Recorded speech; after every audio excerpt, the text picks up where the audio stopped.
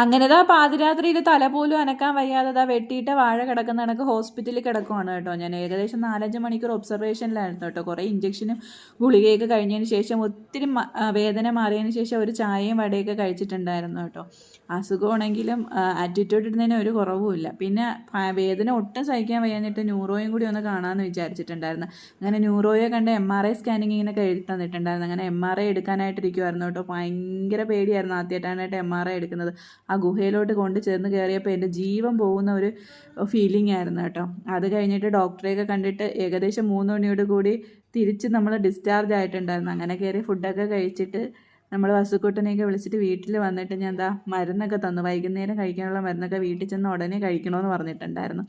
ഈ 2-3 ദിവസമായിട്ട് ഈ മനുഷ്യന് ഉറക്കമില്ല. ഞാൻ പറഞ്ഞു വന്നിട്ട് കിടന്ന് ഉറങ്ങാൻ പറഞ്ഞപ്പോഴത്തേക്ക് ഇല്ല, പഞ്ചായത്തിൽ നിന്ന് നമുക്ക് പ്ലാസ്റ്റിക് എടുക്കാൻ വരുമല്ലോ, അതുകൊണ്ട് അതൊക്കെ കെട്ടി ഒന്ന് വൃത്തിയാക്കട്ടെ എന്ന് പറഞ്ഞിട്ടുണ്ടായിരുന്നു.